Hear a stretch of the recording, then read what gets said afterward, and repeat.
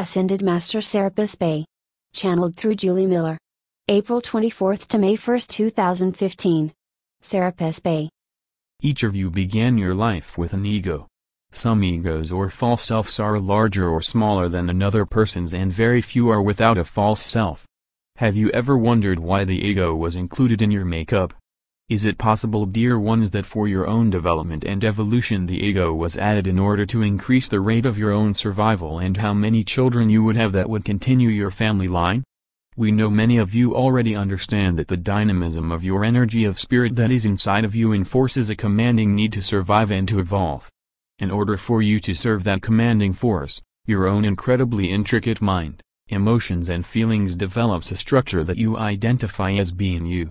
It is this very development that represents a very intricate formation of thoughts and emotions that is founded on the idea that you are here, that you are separate from all things, people included. The formation of such patterned ideas can be recognized when you think of your body. The people that grow your food or the stores that sell what you need to maintain your body, you realize you depend on this, and that dependency doesn't stop there. You continue to develop separateness every time you use my. Every time you use the word my, you are unquestionably assuming the thoughts that refer to what you are claiming to be the real you. Are you your house, or your bank account? Are you your job, your car, or even your spouse? None of these things are you, but they are all at the center of the development of your ego, the little self.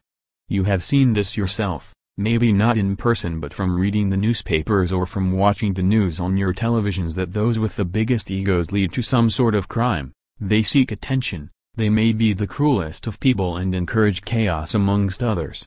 If permitted, the little, false self will be what hinders your connection with the divine. It prevents your true authentic self from being revealed and from you being able to live and thrive from your authentic self.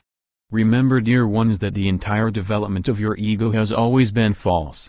Just because you mutter or think of the word me does not necessarily indicate that there really is a you, unless you consider your own body as me, which you don't. The exterior shell, which is your body, inside of it is where you are to be found, and the you that is there is the owner of your body. The moment you begin to search for who me is, you grasp that you are unable to find it. You are unable to find this me of yours simply because it does not really exist. Because you can control and direct your thoughts, you are then not your thoughts. For the most part, each of you can control your emotions, therefore you are not your emotions. And because you can manage your body, you are not your body. Then it is understood, dear ones, you are neither your body, mind, nor your emotions. Then the question remaining, if you are none of those, who are you? It is a pretty tough question that requires only honest and truthful answers. Many dear souls really do assume that they are whatever their thoughts are referring to or whatever emotion they are reacting from. Understand, dear ones, that that is your false, little self that encourages you to focus always on yourself, that has you fruitlessly building and defending your me self or myself. Here is a question for you to think about: if the ego, or false, little self does not exist, how can it prevent you from connecting to those of the divine? How can something that doesn't really exist prevent you from living from your authentic self? The answers to both questions is that the false, little self distracts you. Your mental distractions, what prevents you from listening more closely or from understanding, is your false self getting in the way.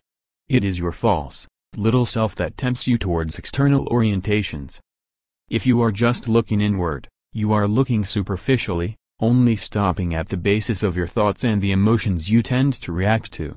But if you meditate and practice contemplative prayer often, you develop a mindful habit of putting your false, little self aside and allow yourself to connect more deeply with your true nature, with your true, divine I that is pure and sacred.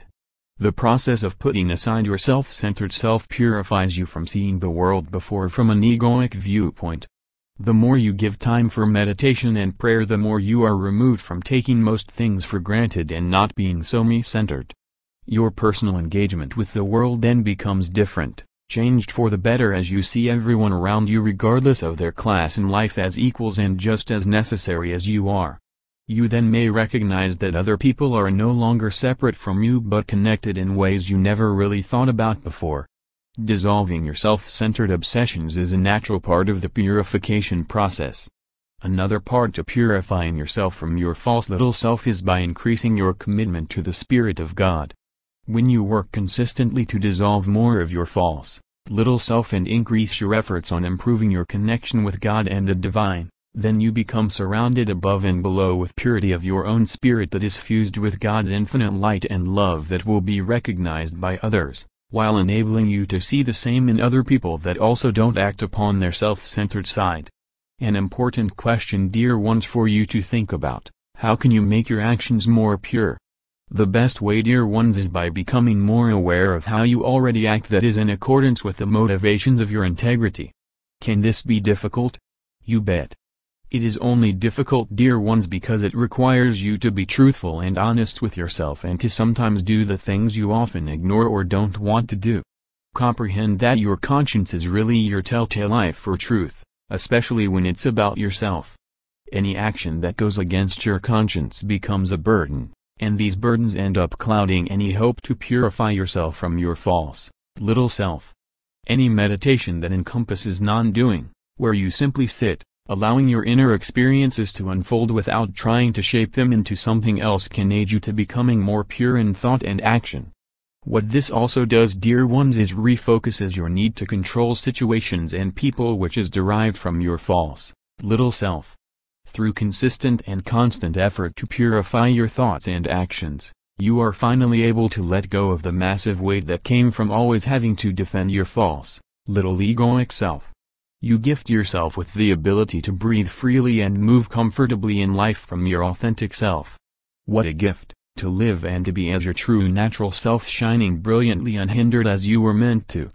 There will be a moment when you will stand before the sacredness of God, and it is in that moment, dear ones, that everything will depend on your purity. Remember, residues of self-centeredness, of the false little egoic self, will hinder your connection and cloud your purity. Blessed are the pure in heart, for they shall see God. Matthew 5:8. And so it is. I am Ascended Master, Serapis Bey, through Julie Miller.